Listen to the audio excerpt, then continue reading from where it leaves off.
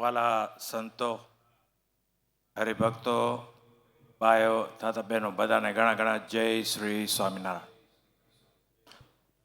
આપ જે સ્વામી વખાણ બહુ કર્યા, પણ એમનું કામ થઈ ગયું. આજે આપણે સમાજ એ આપણી માં છે ને મંદિર એ આપણું બાપ છે. ખરેખર સત્સંગ હોય, શિક્ષક હોય, સંસ્કૃત હોય, સ્કૂલ હોય, સમસાણ હોય, એ બધું એસથી ચાલુ થાય છે. પણ જો સંપ નહીં હોય તો એ કાંઈ કામનું નહીં. ખરેખર મને ગર્વ થાય છે કે અહીંયા આવ્યો, ભલે કલાક કે 2 કલાક વાસ્તે.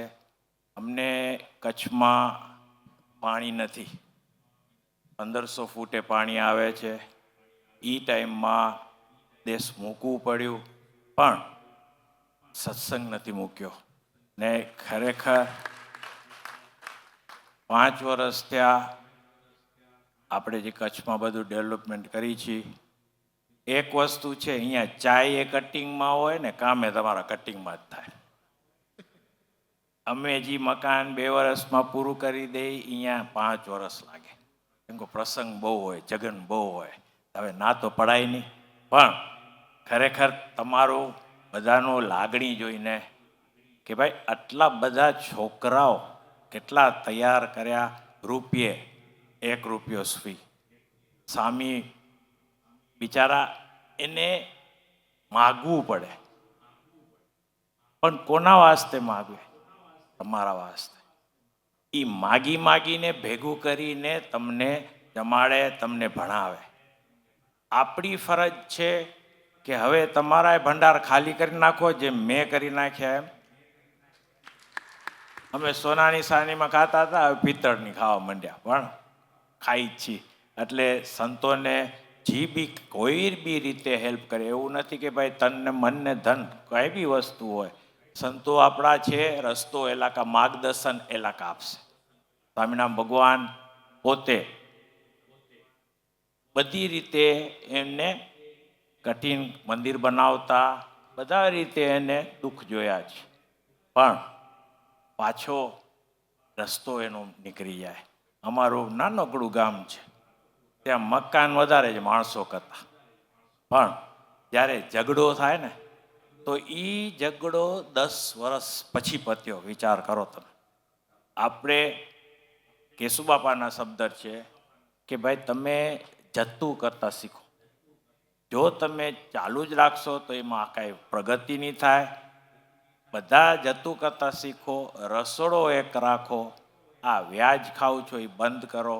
તમે શેર બજારમાંથી નીકળી જાઓ ને મહેનત કરો. આપણે ખરેખર વાડી બધી જે છે પહેલાં આપણે ભાડે દેતા, હવે વાડીમાં 30મો ભાગ મારો, પછી હું પત્તા રમું પથાણમાં.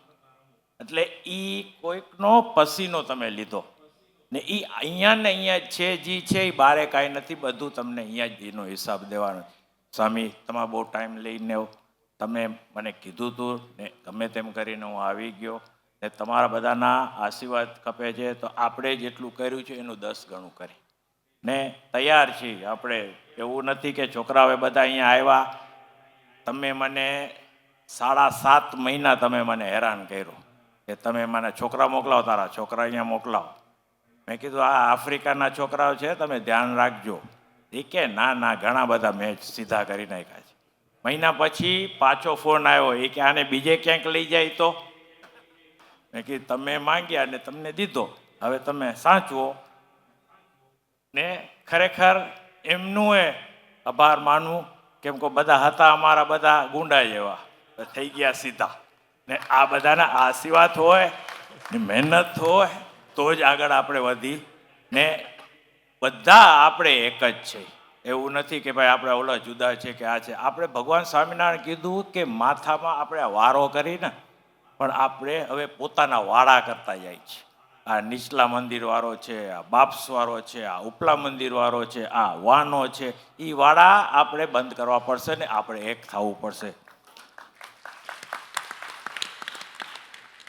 ખરેખર સ્વામી દિલની વાત કરો, હૃદયની વાત કરો કે તમે એક વસ્તુ છે કે મેં કોઈ સ્વામીમાં નથી જોયું કે તમે માણસને નામથી બોલાવો. આજે 70,000 નામ એને મોઢે છે.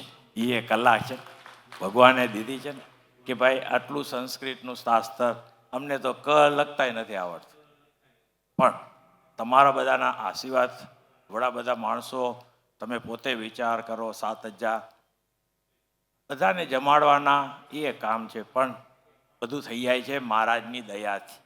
ને આજે ગુરુકુળ મંદિરની હોય તો હાલશે, ગુરુકુળ તો આપણે ખપશે જ, કેમ કે આપણા છોકરાઓને કેમ આપણે વર્તન દેશે. એ આપણો બાપ છે ને માં છે, એ ગુરુકુળ. એમ કરીને રિયામાં લઉં છું. બધાને ઘણા ઘણા જય શ્રી સ્વામિનારાયણ. પગે લાગુ બધાને.